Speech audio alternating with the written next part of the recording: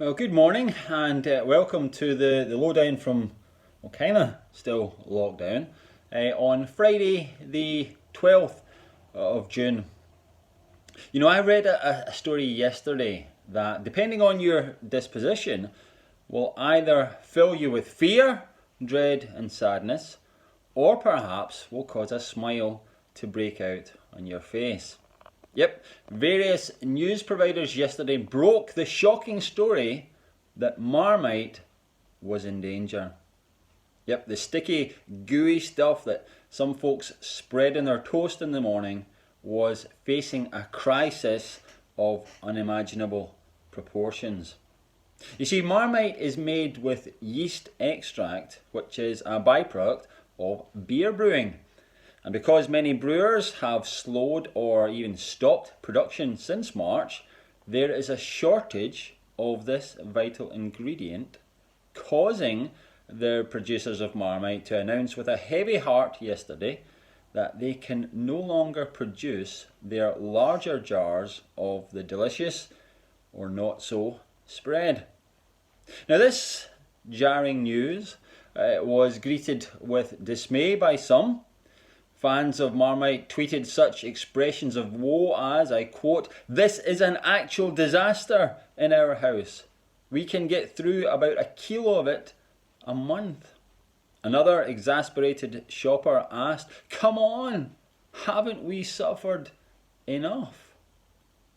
Now, it needs to be noted, however, that this catastrophizing, this almost apocalyptic reaction was not shared by all. In fact, others who are not enamoured with Marmite chipped in on Twitter with such things as, "Let's cancel Marmite altogether, it's horrible stuff," and "The world would be a better place without Marmite." Folks, there are extremes of thought because, as we all know from their advertising campaign, Marmite, you either love it or you hate it. There's no middle ground. This product divides. Some thrive on it, they crave it, they savour it, whilst it almost literally makes others sick. Marmite polarises opinion. It's like a magnet that either attracts or repels. Now, some folks have commented that the Lord Jesus and his gospel have a similar effect. People either love and embrace Jesus or they are absolutely repelled by him. I mean, all throughout the Gospels, we find these polar opposite reactions. After a healing a man's withered hand in Mark chapter 3, to the chap's obvious and great delight and the crowd's joy, we then read of how the Pharisees and Herodians went out and plotted to kill Jesus. In Mark chapter 5, Jesus cast demons out of a man. Many glorified God because of this, but others got so riled up that they tried to kick Jesus out of town. When Jesus raised a dead man by the name of Lazarus to life, friends and family of this man thought it was the best thing they've ever seen, whereas Jesus' enemies took this as a reason to accelerate their plan to kill him. Jesus was either warmly embraced and loved, or he was hated and rejected. And the same pattern is displayed when the apostles preach the gospel in the book of Acts.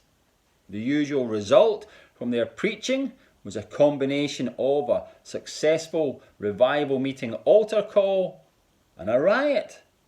Some came to God and asked, "What must I do to be saved?" while others responded with anger and attempted to literally kill the messenger.